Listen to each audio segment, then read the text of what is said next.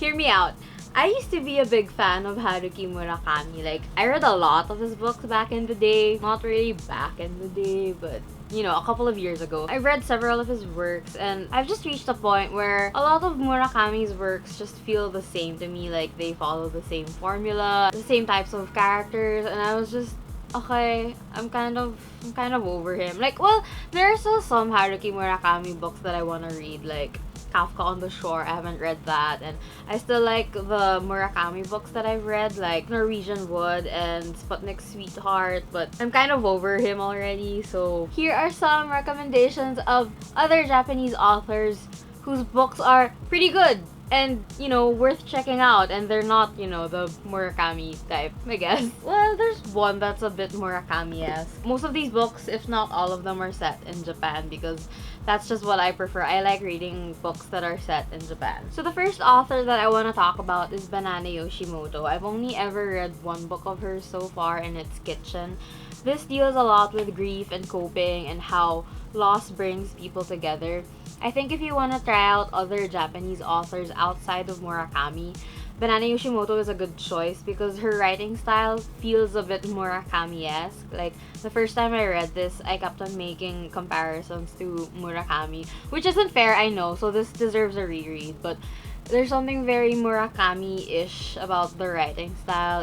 It's dreamy, it's melancholic. So if you want to try out a new Japanese author but you're still in the sort of Murakami side of things, you should try out Yoshimoto. Next is Hitomi Kawakami. In particular, I would recommend The Nakano Thrift Shop. She also has another book called Strange Weather in Tokyo, but I haven't read this one. This one is a sensei-student love story thing, but they're not in school anymore. Like, they're much older. So I haven't read this, but it sounds promising. The book of Hiromi Kawakami that I have read though is The Nakano Thrift Shop. This can feel a bit mundane sometimes, but it's very atmospheric, and I like how it's set in the thrift shop. It's just, there's something very charming about reading about these items in the thrift shop, and it actually deals a lot with human relationships. So if that's your thing, try this out. Okay, so I've talked about this author in a previous video. I think it was the Makeup and Books tag, but it's Natsuo Kirino. Oh my god, I love her books. I've only read 3 of hers. It's these 3: Out, Grotesque, and Real World. She has another book called The Goddess Chronicle, which I have, but it leans more on the fantasy side. I haven't read that yet. These 3 though, they're very murder mystery, like crime, suspense, which aren't really genres I typically read, but oh my god, these were so good. Especially, like, out of these 3, I would really recommend Out and Grotesque. Out deals with how do I talk about this book without spoiling anything? I did mention this in the Makeup and Books tag. There's this woman whose husband dies, and then she and her friends, they plot on how to hide this murder, and it's really dark, and it kind of explores the human psyche, especially the female psyche. I think that's a recurring theme with Natsuo Kirino. Her characters are very complex and they're very compelling. There's a lot of psychological explorations, and the plots are pretty intriguing, but they're also pretty dark as well. What I like about her books, at least from what I've read, is that they all feature female protagonists. With Out, there was something pretty interesting about the ending. It felt kind of Murakami-esque in that you didn't know how it really ended. Like, you know how with Haruki Murakami's endings, they always feel very, what the hell is happening? You know, like, it doesn't make sense. Like, you're trying to make sense of it. That's how this ended, and when I read this at the time, I still wasn't burnt out from Murakami, so I appreciated this ending. With Grotesque, there was, oh my god, this kind of hit home a bit because there's a lot about comparing yourself to people around you, and it's, oh my god, my heart. But this was also very frustrating because I just, I can't. You have, please read these. There's some trigger warnings though. I think with this there's sexual assault, and this one, I think it's also sexual assault.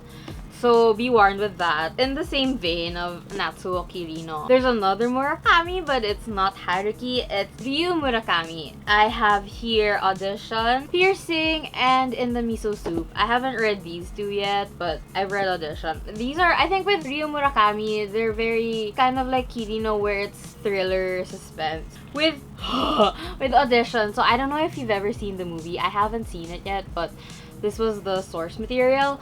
Oh my god. So this is about a man who loses his wife, and then the man's filmmaker friends is just holding an audition for what is supposed to be a movie, or maybe it was a fake film or fake documentary or something, when actually the actual audition is to find this guy a new girlfriend. So he meets this woman and they hit it off, they go on dates, and they get to know each other. And then the more you read, like, this is pretty short, you can read this in one sitting, that's what I did.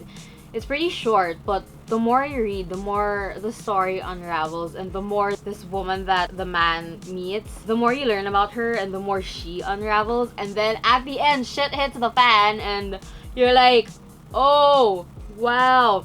This is some School Days shit. Like, if you've ever watched the School Days anime, this is it.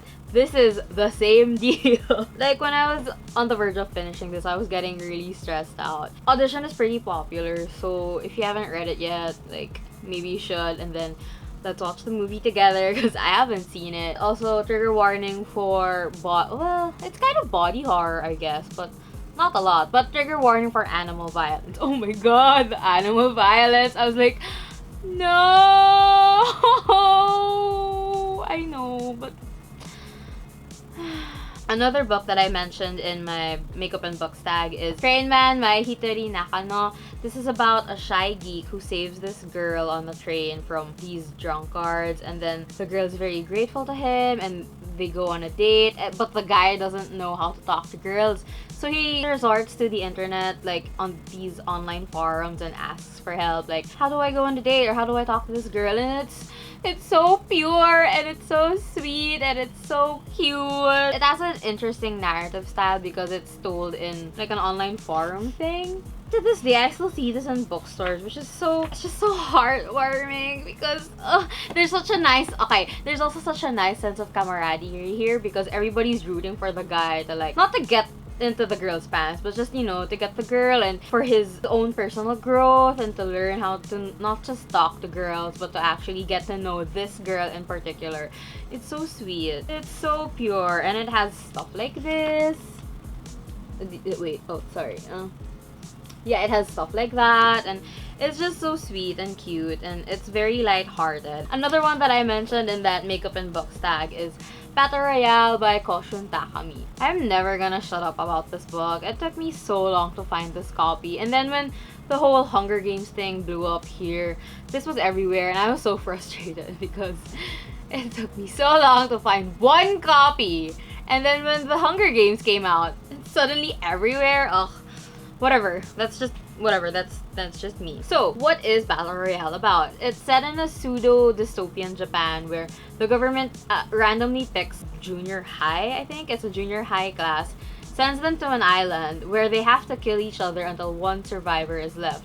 So you can see the parallels to the Hunger Games. I read the Hunger Games right after reading this, and it really didn't hold up. To be fair, I don't think I did give the Hunger Games a fair shot because I read it right after this one. With Battle Royale, you're facing off against classmates, and these are not just, you know, people that you're with every day at school, but these are also some of your friends. So can you imagine the emotional turmoil about that? This also follows different perspectives, which I think is interesting, but I don't know if that's jarring for some, but it felt more personal, and you could, with all the different perspectives, you could see how different students coped with the situation. This left such an impact on me. To this day, I still think about it. Trigger warnings for I actually don't remember. I don't know if there's sexual assault here, but it's definitely darker than the Hunger Games, and it might be a bit more gruesome, I think. I don't remember. There's also a film adaptation for this, so if you want to try that, it's also pretty good. It's not as impactful as the book, but it's still worth seeing. The last one is Parasite Eve by Hideaki Senna. Okay, this is another book that I just want other people to read. If you've ever heard of the Parasite Eve video game, this is the original source material.